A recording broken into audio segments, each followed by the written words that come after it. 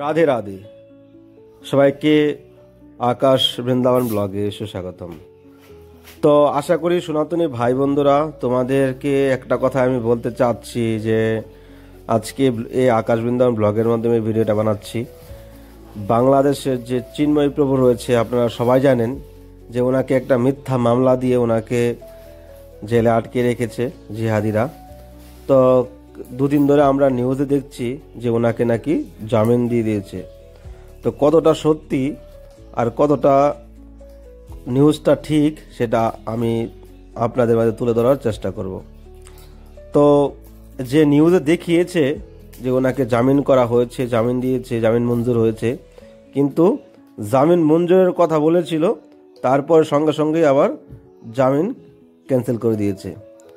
যে আজকে যেখানে বাংলাদেশের মধ্যে 30% উপরও হিন্দু ছিল, ওখানে আজকে 8% হিন্দুরা এসে রয়েছে।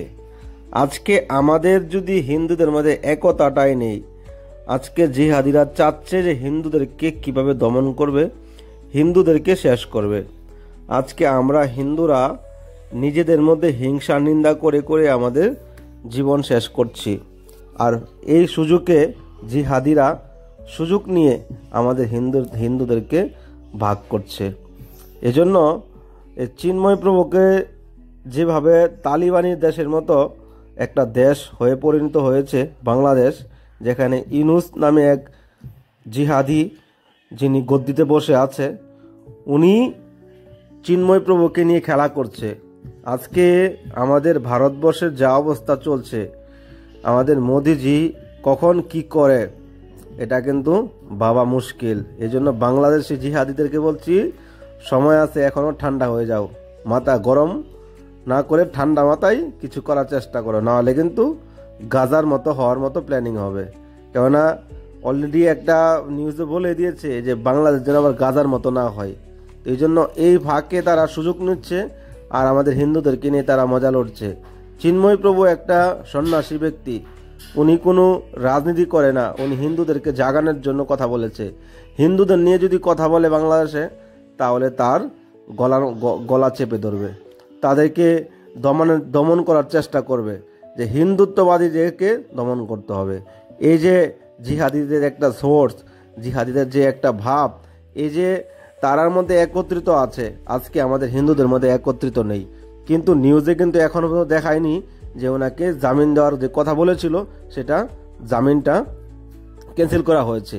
এই যে তারা যে নাটক শুরু করছে, তারা যে চিন্ময় প্রভু কীভাবে হ্যারাসমেন্ট করছে, আজকে ওনাকে যদি এভাবে ক্ষতি না করতেও পারে, কিন্তু ওনাকে এই জেলের মধ্যে রেখে রেখে ওনাকে মেরে দেওয়ার চেষ্টা করবে। আজকে জিহাদিদের যে তালিবানি দেশ হয়ে উঠলো বাংলাদেশ, এটা জানার কোনো বাকি নেই। ভিখারিদের খাওয়ার কিছু নেই, কদিন পরে থালা নিয়ে দৌড়াদৌড়ি করে পাকিস্তানের মতো, আর ওদের ধর্ম, অন্ধ ধর্ম নিয়ে তারা রাজনীতি করছে। আজকে আমি বলবো, কেন বলবো না, আমি একজন কাট্টা সনাতনী হিন্দু, আমার হিন্দু ভাই বোনদের উপরে যদি এইভাবে অত্যাচার করে, তাহলে আমি মুখ চুপ থাকতে পারবো না। আমি আর 10টা হিন্দুর মতো নয়, আমার গায়ে হিন্দু রক্ত বইছে। এজন্য কাট্টা সুন্দর সনাতনী হিন্দু যদি তোমরা হয়ে থাকো, তাহলে অবশ্যই আমার যে নতুন একটা চ্যানেল খুলেছি, জাগো হিন্দু সনাতনী ইউটিউব চ্যানেল, আমি নাম লিখে দিচ্ছি নিচে, ওই চ্যানেলে অবশ্যই আসবে। ওই চ্যানেলে আমি ভালোভাবে বলার চেষ্টা করব, আর আমি ডিসক্রিপশনে লিঙ্ক দিয়ে দিব জাগো হিন্দু সনাতনী ইউটিউব চ্যানেল, যেটা আমি খুলেছি, হিন্দুদের নিয়ে কথা বলছি। তো আজকে হিন্দু ধর্মে যদি আমরা একতা না থাকি, তাহলে আমাদের অস্তিত্ব হারাবে। এই জন্য তোমরা হাতে হাত মিলিয়ে একত্রিত হও, জাতপাত ভুলে যাও। আজকে চিন্ময় প্রভুকে যেভাবে তারা হ্যারাসমেন্ট করছে, তাহলে আরও কত নিচে কত হিন্দুদেরকে হ্যারাসমেন্ট করা হচ্ছে, কত হিন্দুদেরকে গুম করে দিচ্ছে, কত হিন্দুদেরকে অত্যাচার করছে, তার কোনো গ্যারান্টি নেই। কারণ আমি জানি বাংলাদেশের ব্যাপারে যথেষ্ট জানা আছে আমার। আজকে ভারতবর্ষের ভিতরে জঙ্গিদের আতঙ্ক সৃষ্টি করছে তারা যেখানে থাকে এখানে একটা ডেঙ্গুর মতো তারা ভাইরাস ছড়ায়। এজন্য তাদের সঙ্গে কোনো বন্ধুত্ব নেই, তাদের দোকান থেকে, মুসলমানের দোকান থেকে কোনো কেনাকাটি করবেন না, তাদের সাথে কোনো বন্ধুত্ব করবেন না।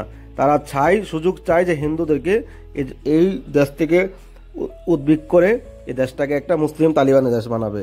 খালি ভারতবর্ষকেও বলছি, যারা বাংলাদেশ ভারতবর্ষ যারা হিন্দু রয়েছেন, তাদেরকে বলছি, আপনি মুসলমানের দোকান থেকে কোনো কেনাকাটি করবেন না, তাদের সাথে কোনো সম্পর্ক রাখবেন না। তো আমি এখানে ভিডিওটা শেষ করছি। আমার যে মেন চ্যানেল রয়েছে আরেকটা, জাগো হিন্দু সনাতনী ইউটিউব চ্যানেল, এই চ্যানেলে অবশ্যই আসবেন, ওই চ্যানেলে আমি ভালোভাবে বলার চেষ্টা করব। ভালো থাকুন।